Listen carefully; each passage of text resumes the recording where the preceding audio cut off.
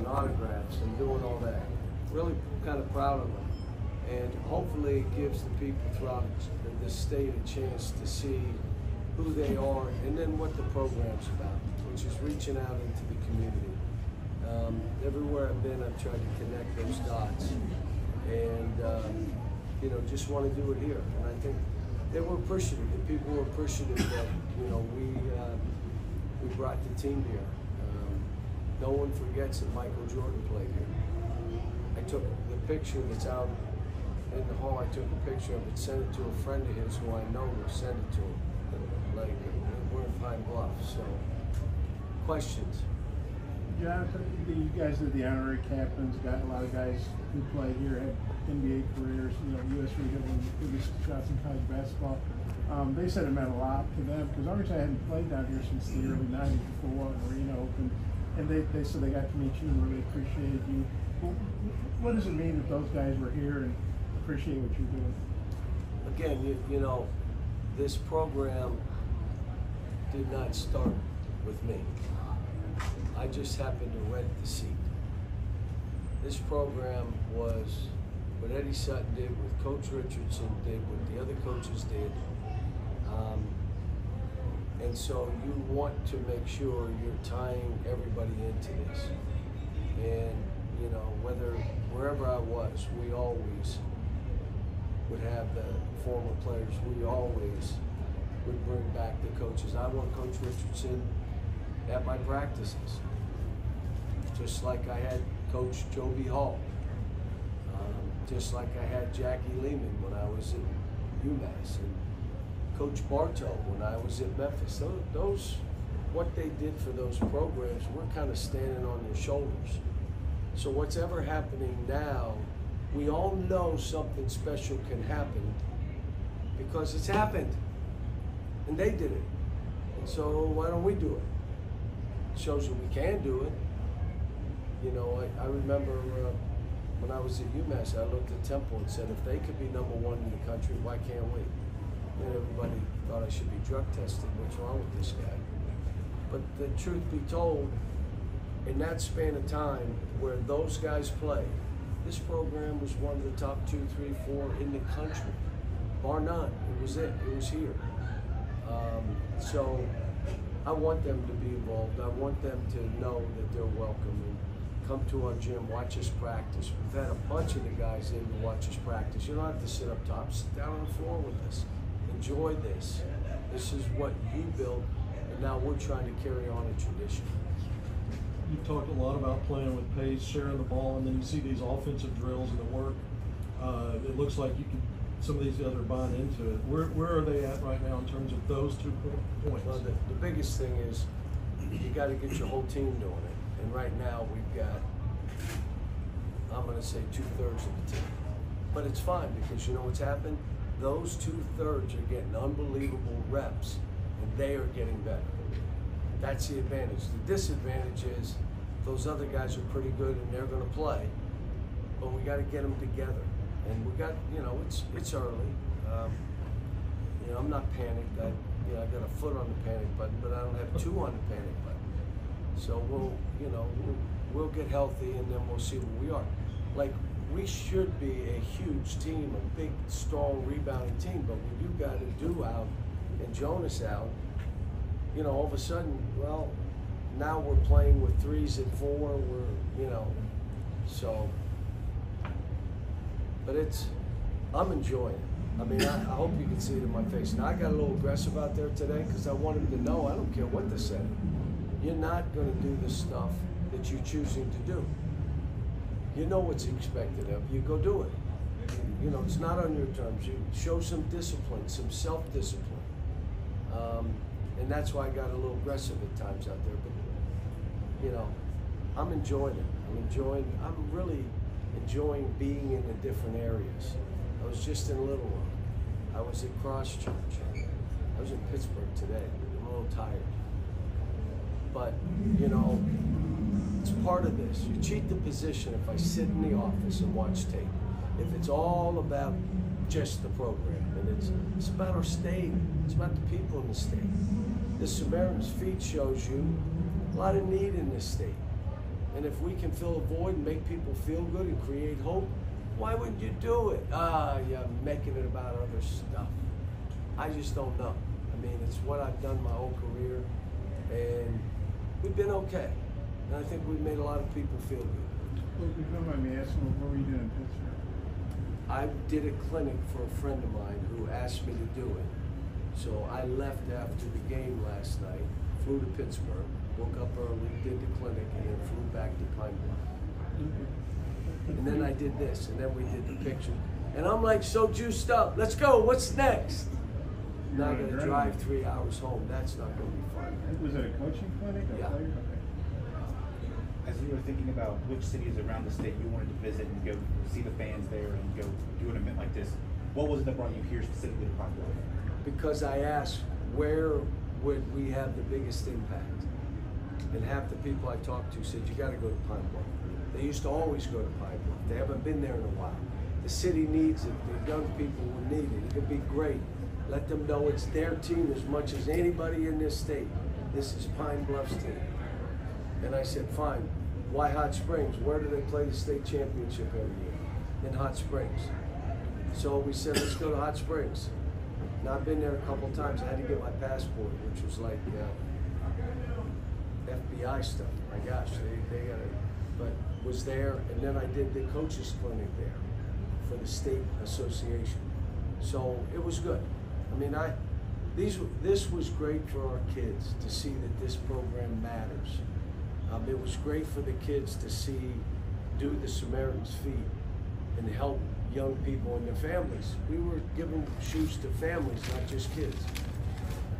The AP poll's coming out tomorrow. I'd be shocked if you guys aren't ranked. I know it's preseason ranking, but what are your thoughts on that? I've done this so long, I've had teams overrated, I've had them underrated. You know what you got to do? You can hype all you want. Eventually, you got to play the games. So whatever you think we are, I agree. You think we're awful, I agree. You think we're really good, I agree. It doesn't matter. What I will tell you is this team has only been together 5 months. Why do you think I put together a schedule of Kansas, at TCU, a hard Lipscomb game, Baylor, in Dallas? Why do you think I did that? See where we are. I have no idea. So we get dinged early and we're not ready, okay, then I got work to do. If we hold our own, we know, okay, now let's tighten this up and let's see the areas we got to get better at. You go on and you're playing Illinois, Michigan, Miami. I mean, that's all before like December 10th. Why would you do that? Because we need to see where we are. This is about March. How do we get prepared to play then? Our league is really hard. The only way you know if you're ready for the league is play non-conference where you're getting stuffed a little bit. You know, it's okay. Neely was held out this weekend, and you had Adu and Jonas, very limited. Do you anticipate all three back in time for Kansas? Or I don't know that. I don't know. But will I rush them back to play Kansas? It's an exhibition game. So no. If they're ready to play, they'll play. If they're not ready to play, or I choose to say you'd probably be better with another couple days, then I'll leave them out. Do you play Kansas? There's going to be the slobber and hog. I don't know if you got a sense for what that means to people in the state. Somebody just gave me this, and I put it out today. They gave me a slobbering hog. That she did it, the woman did it, and said, sign mine and I'm giving you this one. So I'll put it in my office. I wore one to practice the other day. The staff was mad. Why didn't we have a slobbering hog? Because I'm the head coach and I get the slobbering hog. So we had one, I had one jersey. So, but it's kind of hit a chord. Now, whose team played with that? No. Nolan Richardson, that was his. Does he mind if we borrow it? I bet you he's saying go for it, coach. Just on it a little bit. How big is it with those guys out for Billy and Boogie and like some of Great those guys? stuff, reps. How about this one? Boogie and DJ playing together. Now, if we had a full roster, they would be the point guards on either team and they're playing against each other. Now they're playing with each other. I mean, look, what if we have to play a game with 6 guys? I did that at UMass. Oh, I know, you're talking, that's 95. Yep, I played 6 guys. That's it, all season. Guys played 38, 39 minutes. You ready for this? They were so happy, those 6. It came out when they knew not to foul. So what I would say to you, I told them, when you play in the season and this happens, what do? Forfeit? You surrender? What? You play, you figure out. I remember coming to Arkansas without a guard. You remember that game? We had no guard. My forward brought the ball up the court. What were we gonna do, surrender? We won the game. Oh, you won, yes, you won the game. We were waiting for you to say it. So how many hours were you actually, like, what time did you get to Pittsburgh, and then what time did you leave to come back here and get I here? got to Pittsburgh last night at probably 10 o'clock. And I met with my high school coach and college coach for breakfast. And then I went to I went to my aunt's in a rehab center, so I went and saw her for about 30 minutes, did the clinic, got back on the plane, and got here at 1:15. Then went right to the Samaritan's Feet event. Then came here and did the pictures and did the stuff I did, and now I'm gonna get in the car and sing. Yeah, but I'm so happy. That's your hometown, essentially. Yeah, I didn't even get pizza last night. I got in too late to get pizza, so I had to just, But it's, look, I'd rather be moving, sometimes I go to, I think I'm like 32, and I just keep going. And then when I go home, I sleep really good. But this was a great day. They were a little tired, I think you could see it, compared to where they were at Hot Springs. And I got the best that I could get out of them and stop. Let's go. They have no school tomorrow. Are you ready for this? So I'm gonna let them sleep in. No breakfast. We have mandatory breakfast. You're gonna get up and eat. But now we'll have a brunch tomorrow. Sleep in. Sleep till noon, which is what they probably like to do. Then we have to do some media. We'll do a practice, and they're off Tuesday. So our practice will be short. You know where I gotta go Tuesday? You'll be in Birmingham. I gotta go to Birmingham. No, you get to go to Birmingham. No, I don't wanna go to Birmingham, but I'm forced to go to Birmingham. Don't wanna pay a fine, or I wouldn't go. Samaritan's Feet, what's the origin of why it's so important to you? Why do you choose to continue that here? Well, Samaritan's Feet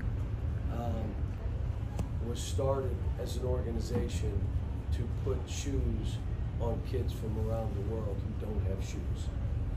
And what we did within the United States, how many areas do we have around us that people need shoes? And so it's a Christian-based organization where you wash their feet, take their shoes and socks off, put them in a bag, give them that bag. You have a pair of shoes and socks that have been sized. You wash their feet, you dry their feet, you talk about to them, because a lot of times kids in those environments, their heads down. What's your name? What's your name? What grade are you? What do you want to be someday? And now you're putting shoes, you're doing a Christian thing. Look, I think the greatest sermon is the one without words. That's a sermon without words. I don't have to say anything to my kids. My faith is mine. They can watch it and like it or not like it. I don't force it, but the more we can do to get them to understand that how do you create joy, putting a smile on another person's face. You don't know what they're struggling with. A lot of that's in, but if you're nice to them, you might change their life. Those kind of things I want my kids to leave, so that it's not just teaching them basketball. No, I want them to leave knowing how to create joy in their life, how to do things for others, how to be involved in other things. 5 seconds to say hello and engage with somebody, and they walk away and you just made their mark. Versus, no, I'm not doing that, get away from me and all that. We go to a restaurant, I want them to go thank the cook, go back and say your meal was great today. Well, that guy may have struggled on the way to work, had trouble, something happened, and all of a sudden he leaves work because you just happened to say, really good meal. the maitre d', I just think it's important. How about they leave a tip in the hotel room? Leave $2. Leave a $5. Why? Because you're gonna clean your room. We have a meal. We tip all the people that, if this were a regular meal, my players would go around the room, money I gave them, but to tip everybody, but I want them to do it. Why do I want them to do it? To see what it feels like. And if they like it, they may end up being a good tipper someday because they made somebody feel good. So that's the kind of stuff I've done and tried to do with all my teams. Your guys at the next level and the ones that even have the greatest success, how much of this stuff off the court that you talk about, do they give you feedback, help them be who they are as pros? Well, there's a thing, if you want to Google it, it's called the Community Assist Award in the NBA. Community Assist Award. In the last 8 years, probably 6 of my guys got that award. And it's not an award just given money, because everyone in the NBA can give money. And I'll give more than you and I'm gonna get, no, it's, they do the research, who really had an impact on an organization and a cause. You know, who stepped out, whether it was John Wall and Anthony Davis, a Devin Booker, you know, so it's, Carl Towns was giving out turkeys in Minnesota, like for Thanksgiving. I mean, all those kind of things. Just to give you one thing that we'll end up doing here, we'll have Christmas for 12 families, and I want it to be the best Christmas they've ever had in their life. We'll go to some churches, we'll go to the Urban League, we'll ask what families could really use this. We bring them in, we feed them by our players serving them food. We then they got a big basket or a big bag of, like their Santa Claus, of gifts. They give the family all the gifts. We got the shoe sizes, all that stuff. Each family gets a big screen TV, and one year we gave a king size mattress. And one of the kids came up, can we have 2 mattresses? We need another mattress. But the biggest thing we do is each player hands that family a 2-month check for their rent. 2 months. And do you understand what that woman or grandma or the father looks at and he sees 2 months to breathe? Well, now they see a real response. There's tears, there's people. And that's what you want them to do. Again, I'm saying the best sermon is one without words. It is. You can talk all the other guy, okay. That's a real sermon. And that's what we try to do. So I'm going to do it with these guys. Some people get mad. You should just care about basketball. Okay, you're right. I agree. Can we move on now so I can do what I do? So. Is that something y'all would do in Northwest Arkansas or around? Probably in Fayetteville.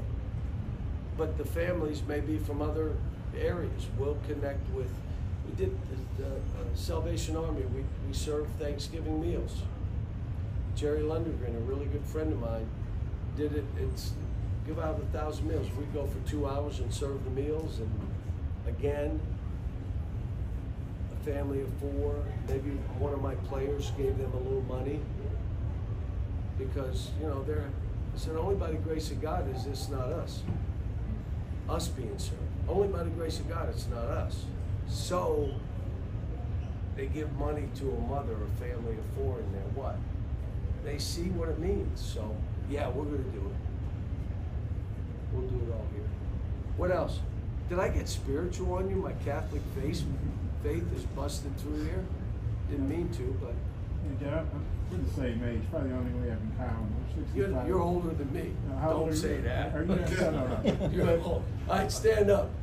He says he's my age. Stand up. Come on, let's look. Turn that way. Right around. Well, no, I'm not saying that I look He like says that. he's I'm my saying we're the same age. Sit down.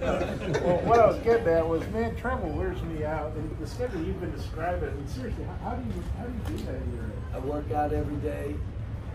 You know, I get my sleep. I get my rest. I'm not into a whole lot of other things. You're not going to see me hanging out much. I got my wife and I got my dog, and I'm into what I do. And if whatever I have to do, the people in this room, when you have stuff and you have a long day, you just pick up the foot, keep doing it, next foot, and then when you're done, you're exhausted.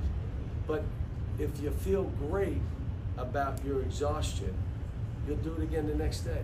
If you go home and you go, can't believe I'm doing this job, and this is, well, then that's gonna be who you are. The next day, you're gonna try to figure out ways of getting out of it. So I figured out early, I'm gonna enjoy it and figure out ways to enjoy it and just keep moving on and go and hope people like, how do you stay up with him? Well, yeah, I want you to stay up with me. And I think our age is what we think it is, and being around young people, I feel young all the time.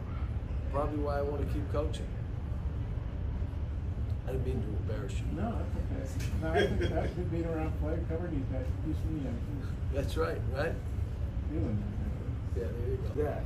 Then I had no schedule, so I had to do that. So I'll give you an excuse, but there won't be. Going forward, let's be ahead of this. Let's be promoting it. Let the state know. If we do this event here in Hot Springs next year, my guess is we'll do it early enough, both will be packed.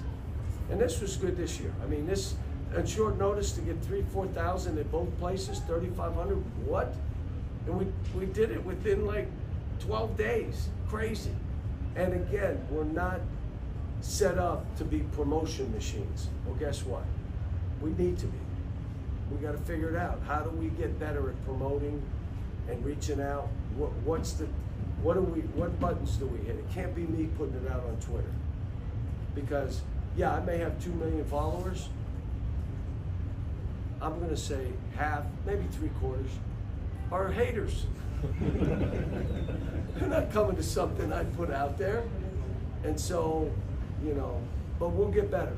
But this was, let me tell you, it served its purpose exactly what I wanted to get done, it got done. And we had help. Ms. Dunn did a great job.